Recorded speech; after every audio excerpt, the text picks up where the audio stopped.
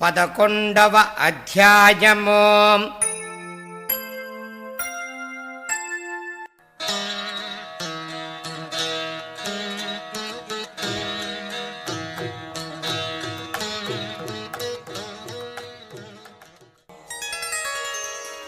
ఓం శ్రీ గణేశాయ నమః. ఓం శ్రీ సరస్వత్యై నమః. ఓం శ్రీ గురుభ్యో నమః. ఓం శ్రీపాద శ్రీవల్లభ శ్రీ నృసింహ సరస్వతి దత్తాత్రేయ గురుభ్యో నమః.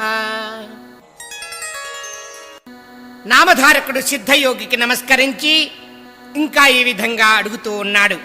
గురుదేవా, శ్రీపాదస్వామి మరొక అవతారం ఎత్తారని చెప్పి మీరు చెప్పారు కదా, ఆ రెండవ అవతార లీలా విశేషాలను కూడా వివరించండి అని చెప్పేసి అన్నాడు.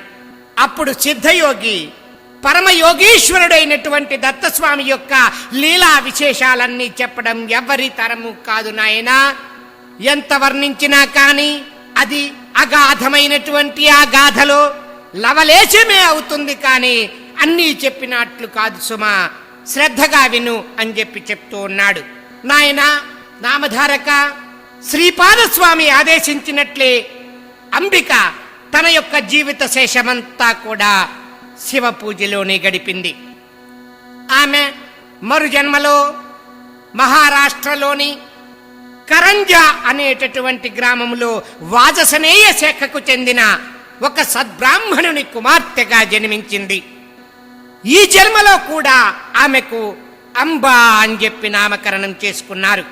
ఆమెకు పూర్వజన్మ సంస్కారం వలన సౌశీల్యంతో పాటు శివభక్తి కూడా అబ్బింది. యుక్త వయస్సురాగానే మాధవ శర్మ అను బ్రాహ్మణోత్తమునికి ఇచ్చి ఆవిడికి వివాహం చేశారు. అతడు కూడా మంచి శివభక్తుడు.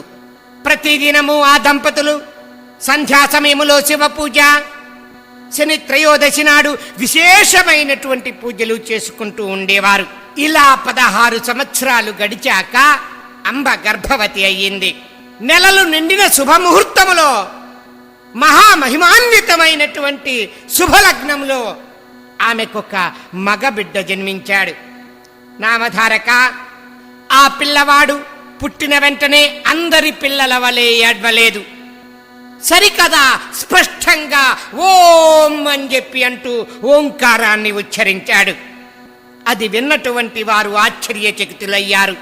జ్యోతిష్యులు ఆ పిల్లవాని యొక్క జాతకాన్ని చూచి, మాధవ శర్మ, నీ భాగ్యం పండింది, ఈ శిశువు సాక్షాత్తు భగవంతుడేను, ఇతడు సన్యాసాశ్రమాన్ని స్వీకరిస్తాడు, ఇతని దర్శనం చేతనే పాపులు కూడా పావనులవుతారు, ఇతనిని కన్నందువల్ల నీ జన్మ ధన్యమైంది అని చెప్పేసి చెప్పారు. ఆ బాలుడు పుట్టిన వెంటనే ఓంకారాన్ని ఉచ్చరించిన సంగతి వాడలా పాకిపోయి అతన్ని చూడటానికి ఇసుక వేస్తే రాలనంతగా జనం వచ్చారు. పిల్లవానికి దృష్టి దోషం తగలకుండా ఉండేందుకు తల్లి ఉప్పు, మిరపకాయలు, వేపాకుతో దిష్టి తీస్తూ ఉండేది. తండ్రి రక్షాబంధనం కూడా చేయించాడు. ఆ తర్వాత ఒక శుభముహూర్తములో ఆ బిడ్డడికి శాలగ్రామదేవ అనేటటువంటి పేరును పెట్టారు. కానీ ఇంట్లో అందరూ కూడా నరహరి అని పిలుచుకుంటూ ఉండేవారు.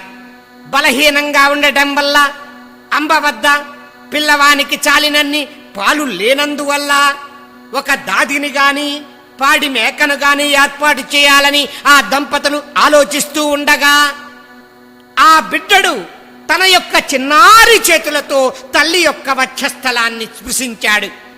ఆశ్చర్యంగా ఆమె స్తన్యం పెళ్ళుబికి ధారలు ధారలుగా కారి నేలపై పాలు పడ్డాయి. ఈ విషయం జనులందరికీ తెలిస్తే బిడ్డకు దృష్టి దోషం తగులుతుందని అంబ ఈ లీలను రహస్యంగా ఉంచింది. అంతేకాక ఆయన అవతారమూర్తి అని చెప్పి ముందే సూచించుటకు గాను ఆ బిడ్డడు ఉయ్యలలో పడుకోబెడితే ఏడ్చేవాడు, నేలపై పడుకోబెడితే నవ్వుతూ ఉండేవాడు. ఇలాంటి లీలలు ఎన్నో జరిగినప్పటికీ అంబ మాత్రము వీటిని ప్రకటించలేదు. అందువలన ఆ ప్రభువు యొక్క సంపూర్ణమైనటువంటి దివ్యత్వం అందరికీ తెలియరాలేదు. ఇలా సంవత్సరం గడిచినా గాని ఆ బిడ్డడు ఒక్క మాట కూడా మాట్లాడలేదు. ఇంతలో చుట్టుపక్కల ఉన్నటువంటి వారు కులదేవతలను ఆరాధించమని కొందరు, మర్రి ఆకుల విస్తళ్లలో భోజనం పెట్టమని మరికొందరు, రావి ఆకుల విస్తళ్లలో భోజనం పెట్టమని మరికొందరు ఇలా చెప్తూ ఉండేవారు. ఆమె ఎవ్వరేది చెప్పినా కానీ అదల్లా చేస్తూ ఉండేది. ఎన్ని విధులను ఆచరించినా ఆ బిడ్డడికి మాటలు రాలేదు. ఇలా 6 సంవత్సరాలు గడిచిపోయాయి. కొంతమంది జ్యోతిష్యులు ఆ పిల్లవాణ్ణి చూచి, ఇతను మన మాటలు వినగలుగుతున్నాడు గనుక చెవిటికి వాడు కాదు అని చెప్పి స్పష్టమవుతున్నది. అయినా ఓం అని చెప్పి అనడం అందరికీ సాధ్యం కాదు. బహుశా ఇతను మాటలు వచ్చి కూడా ఎందుకో మాట్లాడడం లేదు అని చెప్పి అనేవారు.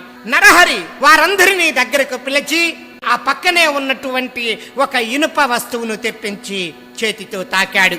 తక్షణమే అది బంగారంగా మారింది. మరికొన్ని ఇనుప వస్తువులను కూడా తెప్పించి అవి కూడా బంగారంగా మార్చాడు. ఆ లీలలు చూచినటువంటి తల్లిదండ్రులు ఆ పిల్లవాడు తమ బిడ్డ కాడని, ఆ జన్మ సిద్ధుడు అని చెప్పి తలచారు. అయినా అతడు మాట్లాడకపోవడం గురించి దిగులు పడుతూ ఉండేవారు.